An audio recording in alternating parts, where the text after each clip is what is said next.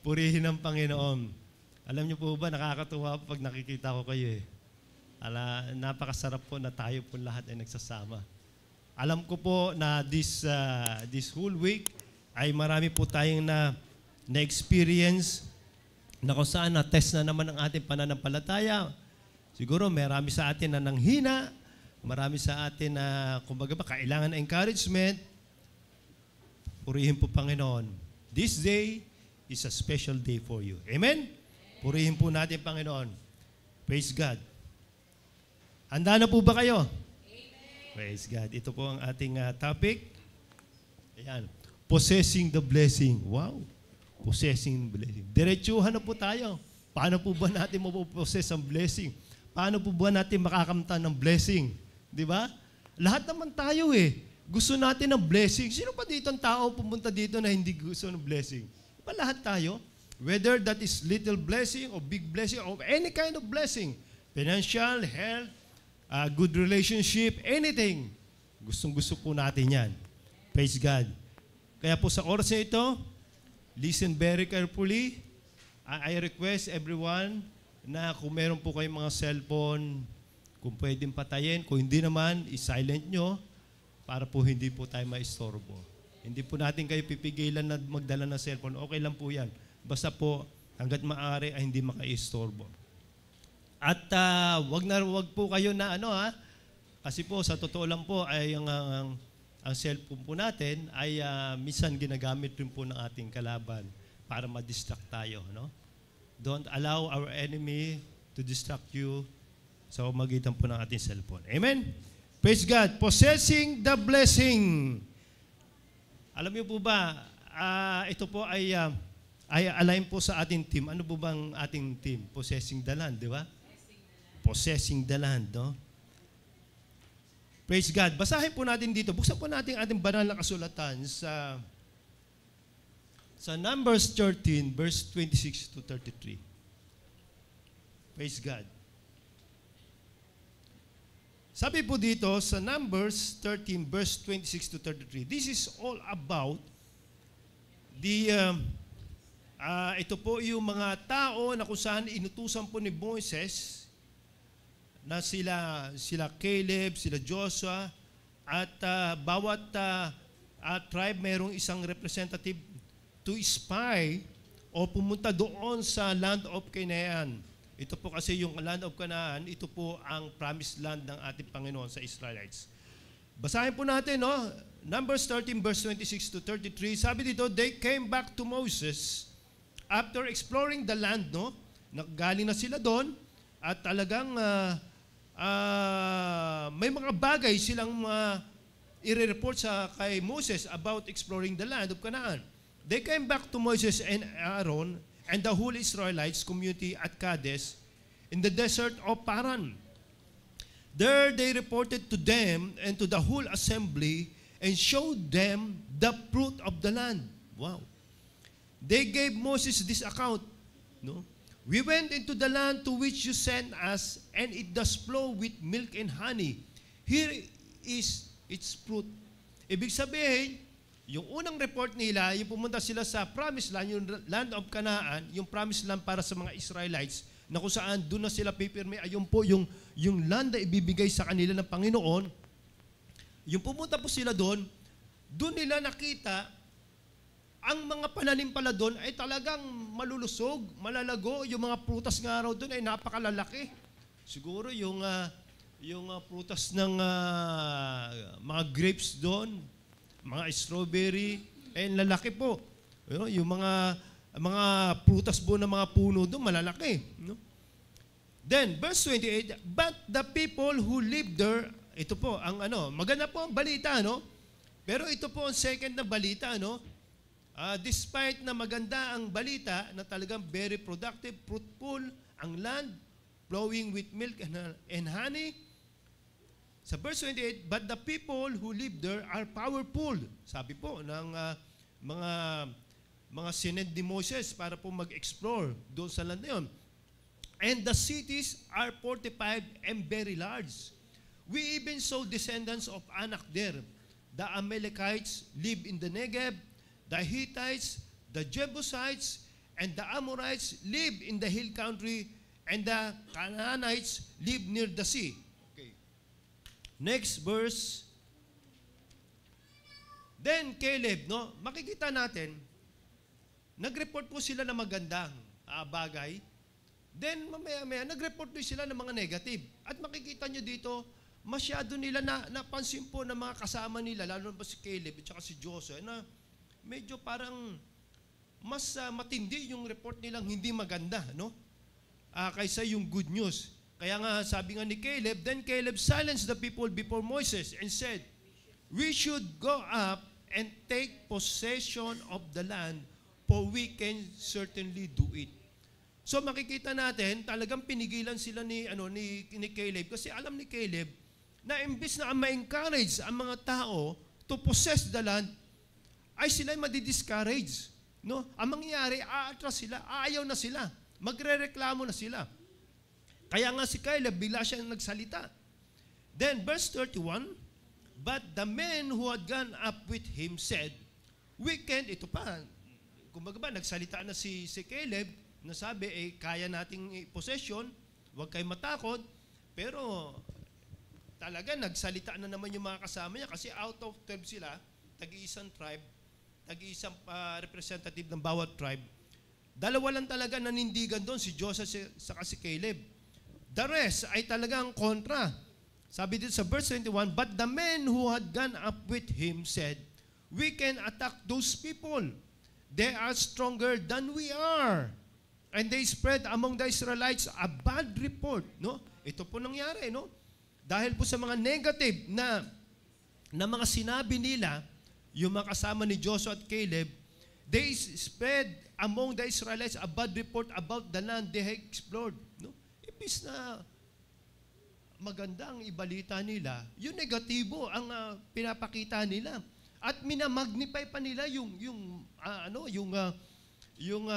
hindi magandang balita. They said, the land we explored, ito pa, no, matindi pa, no? They said, the land we explored devours those living in it. All the people we saw there are of great size. We saw the Nephilim there, the descendants of Anak, come from the Nephilim. We seemed like grasshoppers in our own eyes, and we looked the same to them. Biro nyo?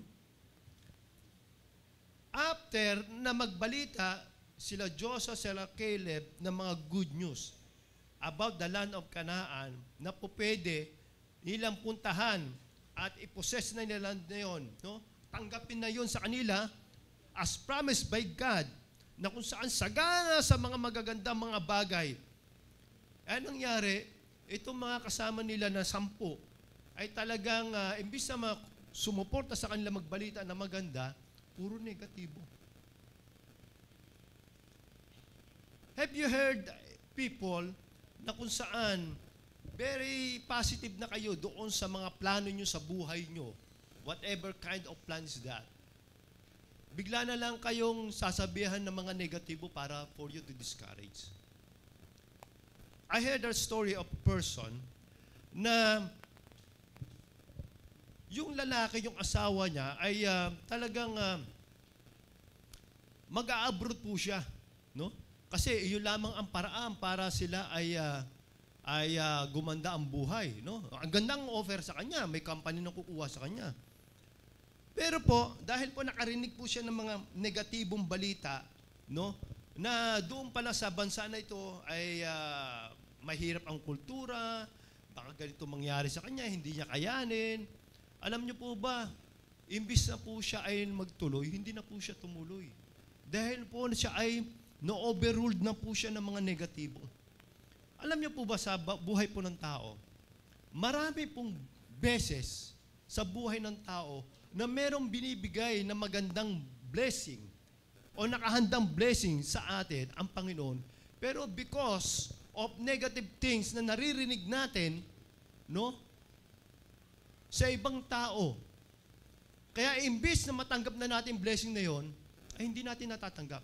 And then later on, pagkalipas ng panahon, nagkakaroon na tayo ng regrets. Ano po nangyayari? Sinasabi natin, sayang dapat tinupad ko yun. Sayang dapat ginawa ko yun. Alam niyo po ba, may pag-aaral po sa Amerika, doon po sa Home for the Aged. In-interview po ng mga psychologists yung mga matatanda doon sa Home for the Aged. Alam nyo, karamihan po sa kanila may regret sa buhay. Yung mga bagay na magagandang bagay na dapat ginawa nila, hindi nila nagawa. Huwag pong dumating sa buhay natin na ganun po mangyayari sa atin. Dahil po hindi natin ginawa yung dapat na blessing na para sa atin. Nagpa-overpower tayo, overruled tayo doon sa mga negative. Kaya hindi natin nagawa.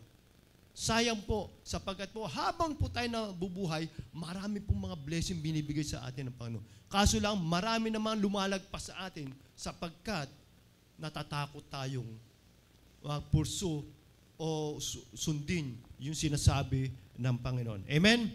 Praise God. Next slide. Meron pong mga tatlong bagay na bakit hindi po nakangker nila Joshua, ibig sabihin, hindi naman sana nakangker kung bakit nagkaroon ng negatibo yung mga tao. At hindi lamang yun, no? Bakit din po sa ating buhay, imbis na magtagumpay tayo sa ating plano sa buhay, bakit ba tayo ay hindi po natutuloy yun, no?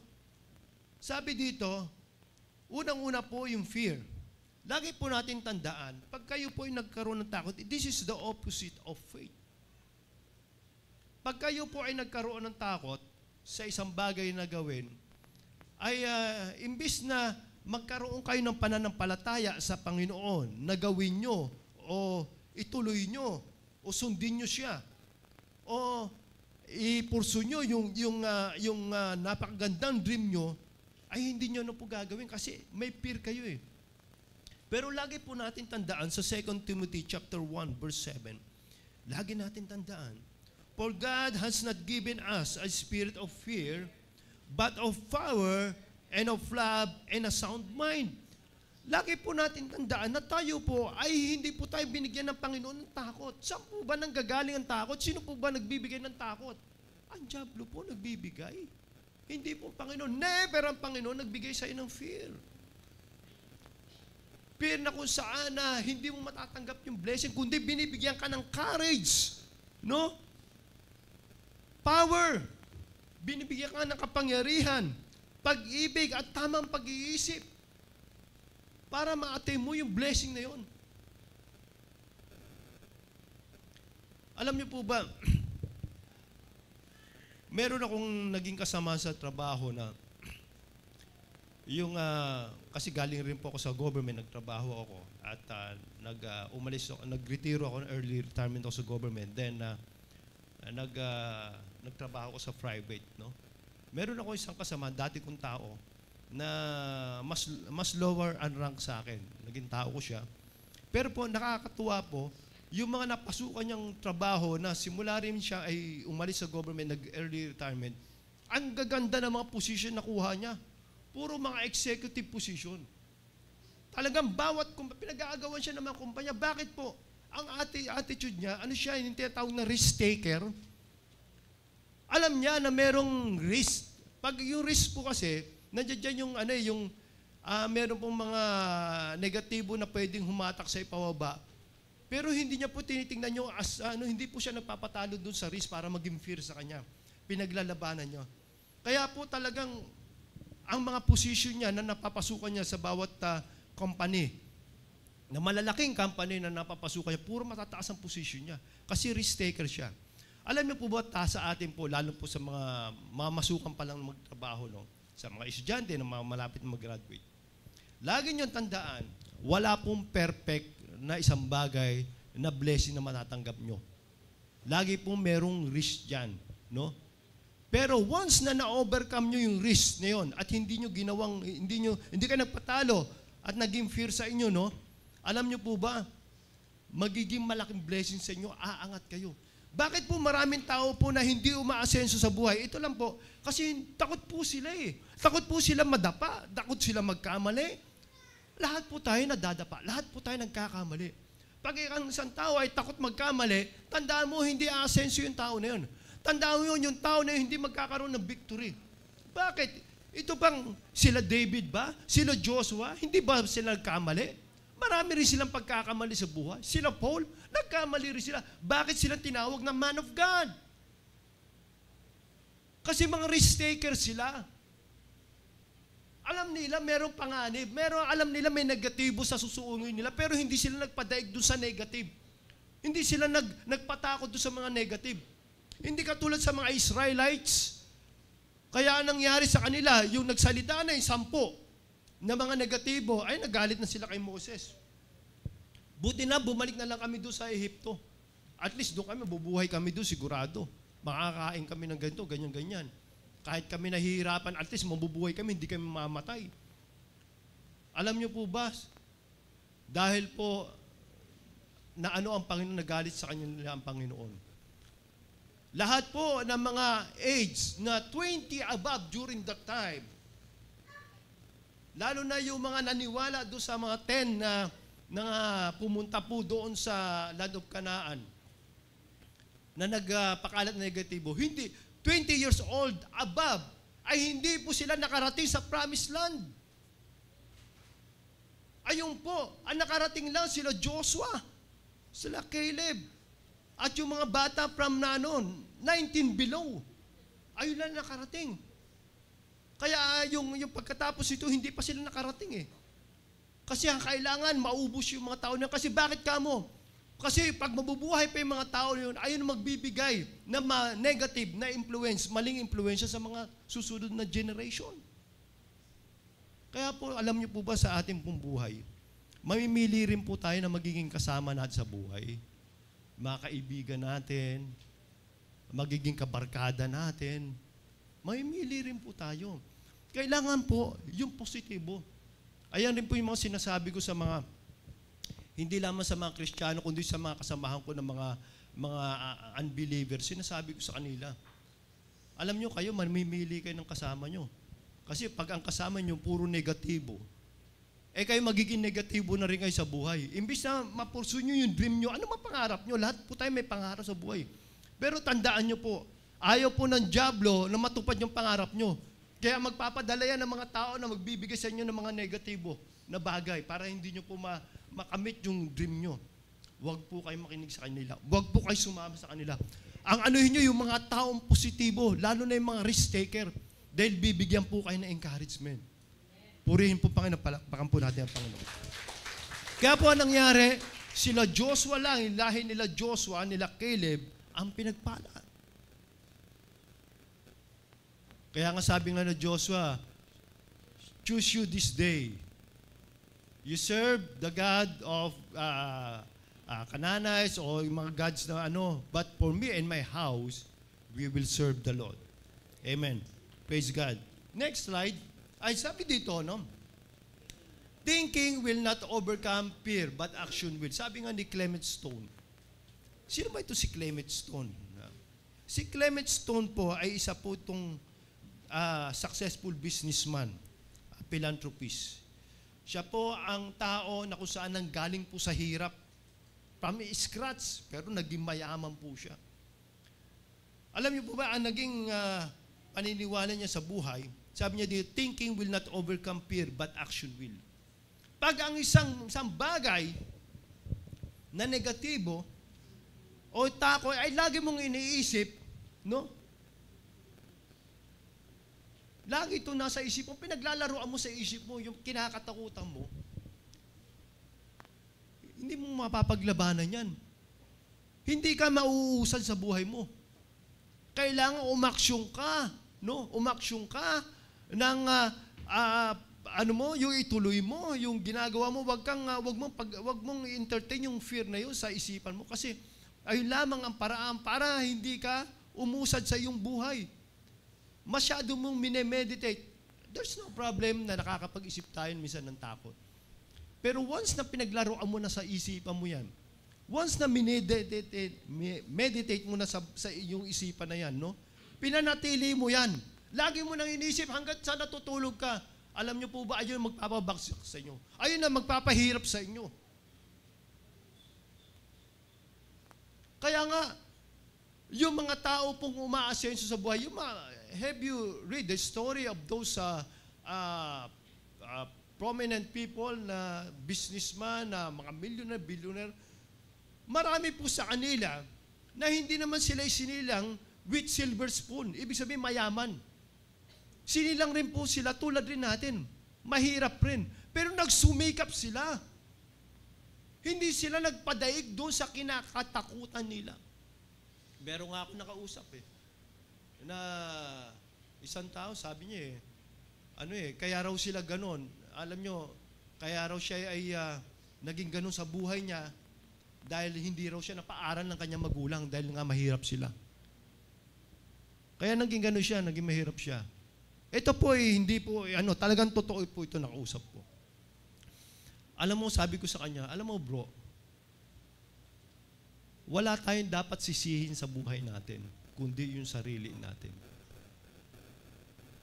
Huwag mo ituro yung magulang mo, hindi ka napaaral. Sabi ko sa kanya, alam mo ba, ako, yung kausap mo ngayon, kami rin, pamilya namin, mahirap kami. Dahil sa kahirapan namin, hindi na kami kayang paaralin ng magulang namin. Anong nangyari sa amin? Kami magkakapatid, naghanap buhay kami. Para kami na mismo nagpaaral sa sarili namin. Kinuwento ko nga sa kanya Sabi ko, ako tricycle driver dati ako nagpaaral sa sarili ko kasi nga mahirap nga lang kami. Mahirap lang kami, hirap na hirap kami. Kung maswerte lang, makakain kami ng tag-iisang longganisa Pag-iisang longganisa na gayon, ilan pa kayo maghahati noon, pati yung mantika ng longganisa, pinag-aagawan pa namin Na-experience nyo yung mantika ng longganisa? Aanuhan namin ng kanin, mainit, sabay lalagyan ko ng asin yun.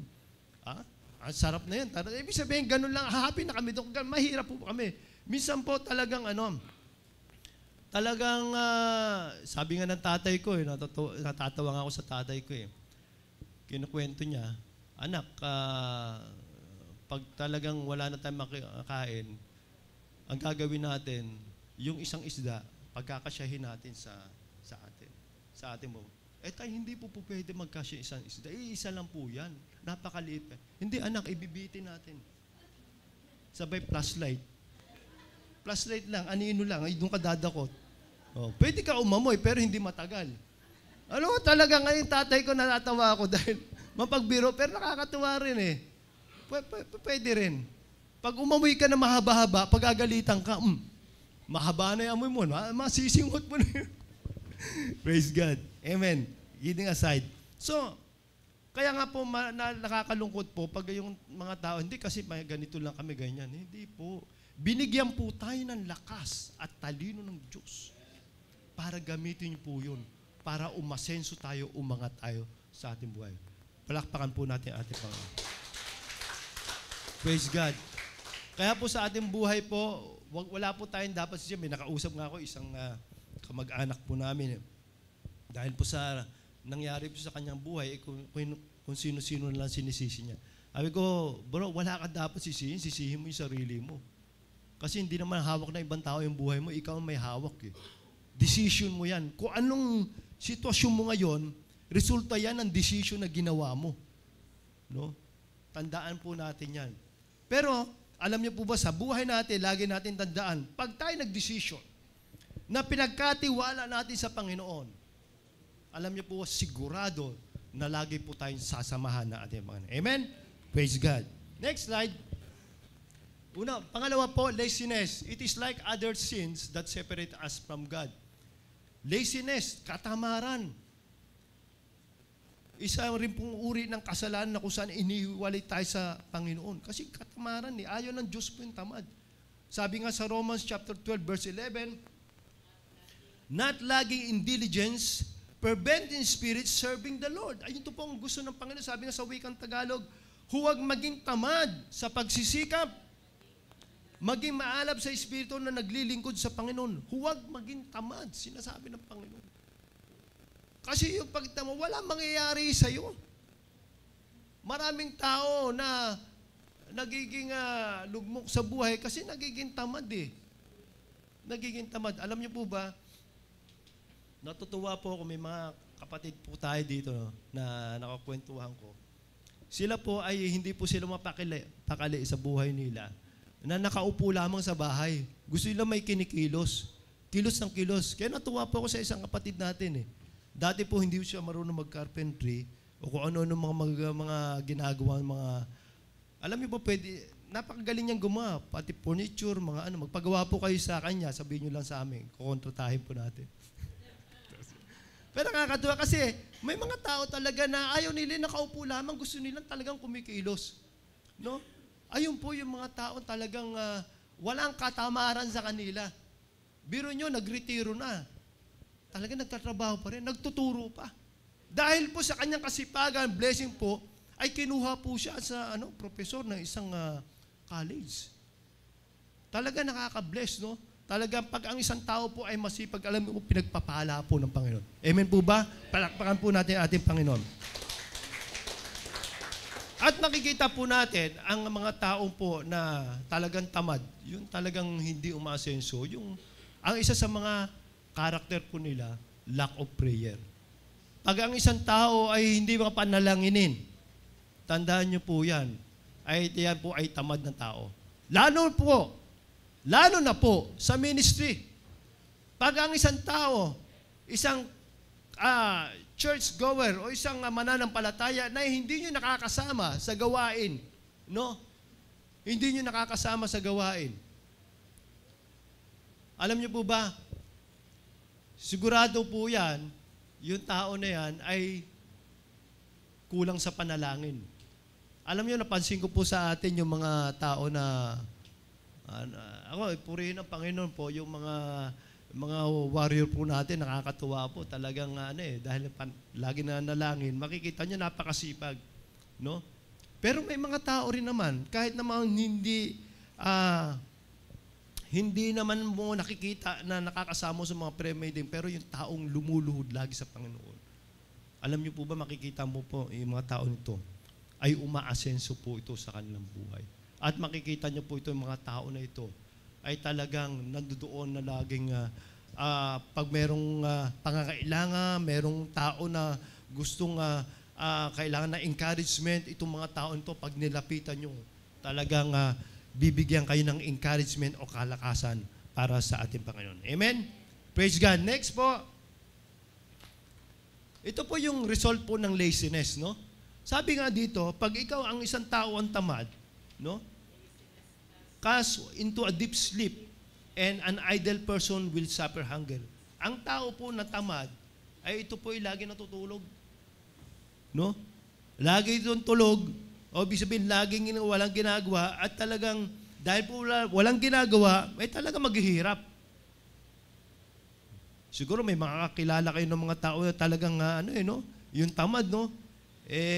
Lagi na lang, alalaki na. Yeah? Alalaki pa ng katawan, pero umaasa pa doon sa kanilang mga mahal sa buhay. No?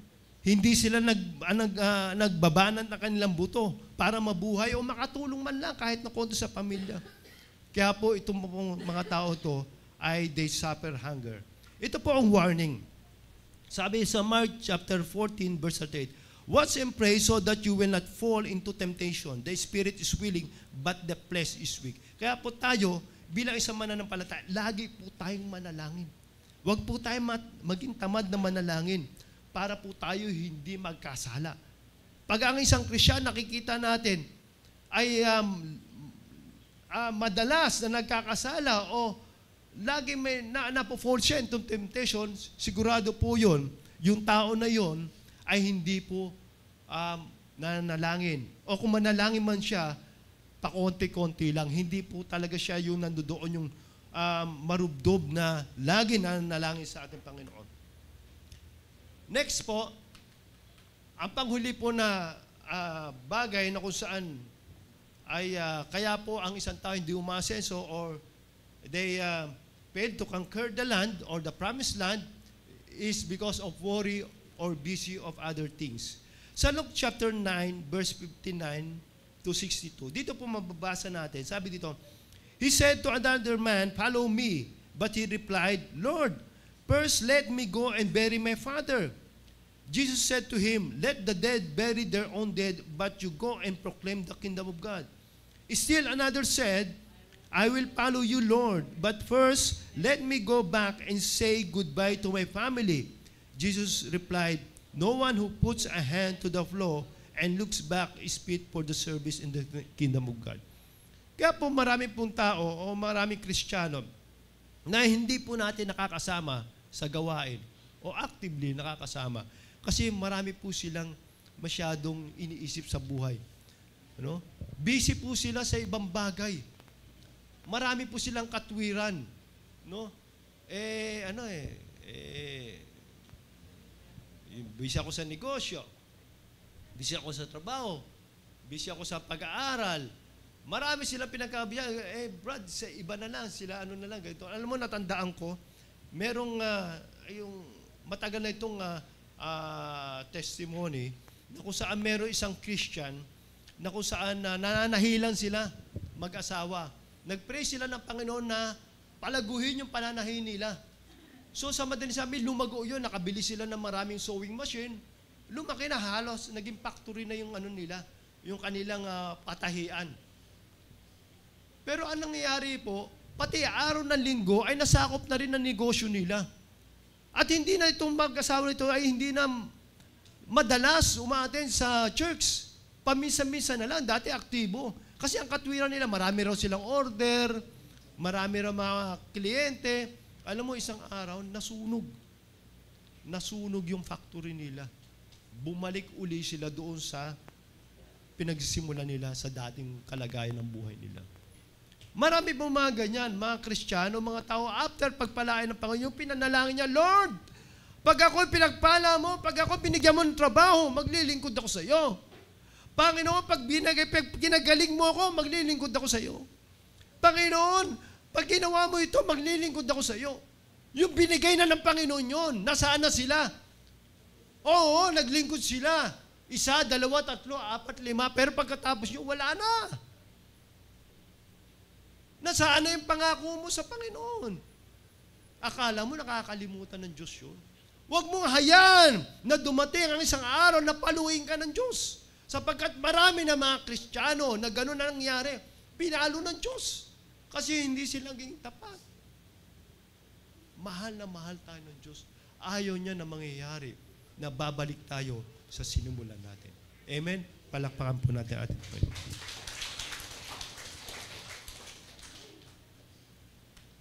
Meron tayong sinasabi na 3 things to conquer the land o mapossess yung blessing. Lagi po natin tandaan, pananampalataya sa Panginoon. Yung salita po ng Diyos na naririnig natin dito sa pulpit, sa mga Bible study natin, sa mga prayer meeting natin. Yung mga salita ng Diyos na nababasa nyo sa Biblia. Panghawakan nyo po yan. Manampalataya po kayo sa Panginoon. Sapagkat yung mga salita na yan, yan po ay mga salita na nagbibigay ng buhay at pag-asa sa bawat isa sa atin. Palakpakan po natin ang ating Panginoon. Pangalawa po, prayer. Lagi po tayo manalangin. Huwag po tayo mananalangin pag tayo nangangailangan lamang. Manalangin tayo pag gising pa lamang natin sa umaga, manalangin na tayo. Bago tayo matulog, manalangin tayo. Yung iba nga na kinahihiya pa yung panalangin eh. Di ba? Pag nasa labas sa restaurant, ayaw manalangin. Ha? Minsan ako mananalangin, mabilis. Mabilis, manalangin. Nahihiya. Bakit mo ikakahiya? Masama ba yung ginagawa mo? Ikahiya mo yung mali, yung masama. Nakakalungkot maraming mga tao ganun, kinakahiya pag pinag-uusapan ng Diyos. Huwag mo ikahiya. Huwag mo, nakakatakot po, pag dumating ang araw, humarap tayo sa Diyos. Imbis na papasukin tayo sa langit, ikakahiya niya po tayo. Sapagkat dito sa lupa, ay ikinahiya rin po natin siya. Amen? Palakpakan po natin ang ating Panginoon. Then, pangatlo po, let us walk. Kung ano po yung narinig natin, yung sinabi ng Panginoon sa atin, panghawakan natin. We take action. Kasi once na narinig lang natin at hindi natin pa gagawin, hindi natin susundin, baliwala rin po yun. Kahit na maghapon po tayo umattend ng Bible study, kahit na linggo-linggo, kahit na araw-araw, oras-oras nakikinig ka ng mga salita ng Diyos. Pero kung hindi mo pinanghawakan, hindi mo sinusunod, baliwala rin yun. Lagi natin tandaan, pag ang salita ng Diyos ay sinusunod natin, ayun po ay punong-puno po ng pagpapala sa buhay natin. Palakpakan po natin ang ating Panginoon. And lastly, gusto niyo po ba na maging masaya sa buhay? Gusto niyo ba yung sa buhay ay, wow, sarap, parang langit? Di ba? Sabi nga dito ni Charles Spurgeon, siya ay isang well-known Baptist preacher and reformer. At tawag rin po sa kanya, Prince of the Preacher. To be a soul winner is the happiest thing in the world. Happiest thing in the world. Gusto mo ba maging maligaya? Brad, malungkot ka ba? Sister, malungkot ka ba? Mag-soul win ka. And in every soul you bring to Jesus Christ, you seem to get a new heaven on earth. Di ba po naramdaman niyo po yan? Nasubukan niyo? Di ba pag mayroong tao na ilalapit kayo sa Panginoon, may mga tao na may mga problema, may mga kabigatan, tinulungan nyo. Alam niyo po ba, ang pakiramdam nyo, hindi lamang yung tao yung nagkaroon ng kaligayahan, kapayapaan, kundi kayo rin. Para kayo nasa langit. Ang sarap, di ba? Di ba po, sino po ba may mga girlfriend na dito? Oh, yung sa ating mga asawa, yung naliligaw pa lang tayo. Di ba naramdaman nyo, na-experience natin, yung sinagot tayo ng ating syota, yung girlfriend, yung babae mahal natin? Di ba? Di ba halos mong paglulundag-lundag ka? Di ba? Pagpalundag-lundag ka, gano'n ka pa, yes! Yes, at tuwa mo. Minsan, talagang, hindi mo mapaliwanag yung ligaya, no? Iba naman po yung napikot, yung talaga, iba po yun. Yung sinagot ka ng mahal mo, talagang ibang pakiramdam, para ka nasa langit, ganun rin po. At higit pa doon, yung pakiramdam na kung saan meron kang tao na dadala sa Panginoon.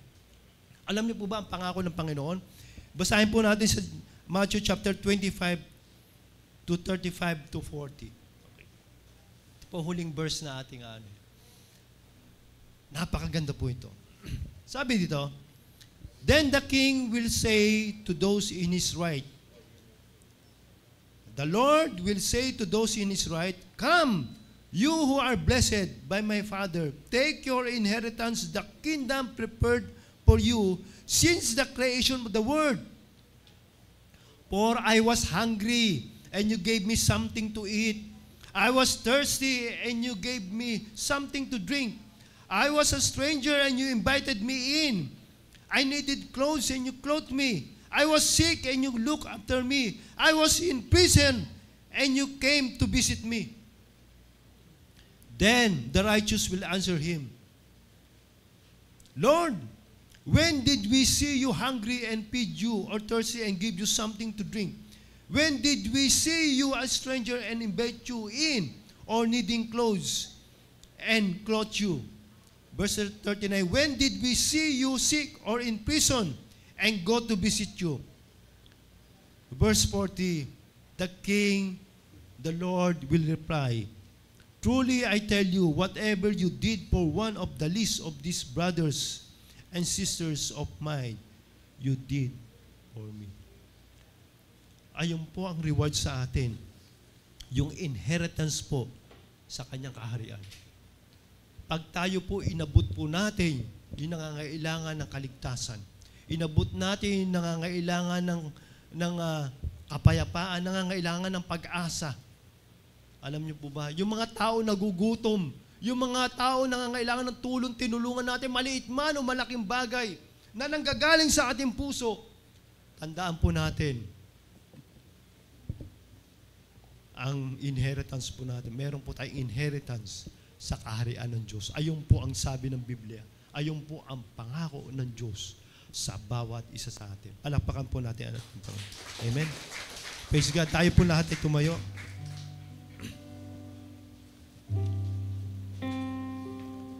Praise God. Sana po sa umaga nito ay meron po tayo natutunan sa ating pong pakikinig ng kanyang salita, ng ating Panginoon. Mahal na mahal po tayo ng Panginoon. Bakit niya po pinadala sa atin ang mga salita niya sa magitan po ng Biblia? Dahil nais po ng Panginoon sa bawat na mga nakasulat sa Biblia na ito ay maranasan po natin yung pagpapala sa buhay natin. Marami pong plano ang Diyos sa atin. Kayo po, may mga plano kayo sa buhay. Tutulungan po kayo ng Panginoon. Magtiwala lamang kayo sa Kanyang salita. Magkaroon po tayo na ugali na basahin po natin banal na kasulatan. Huwag po tayo mahihiya. Bagkus, matuwa pa tayo na meron po tayong salita ng Diyos na nagbibigay ng pag-asa sa atin. Before we pray, let us sing one worship song.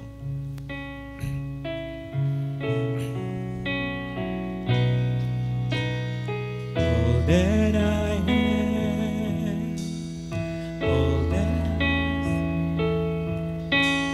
I lay them down before you, oh Lord.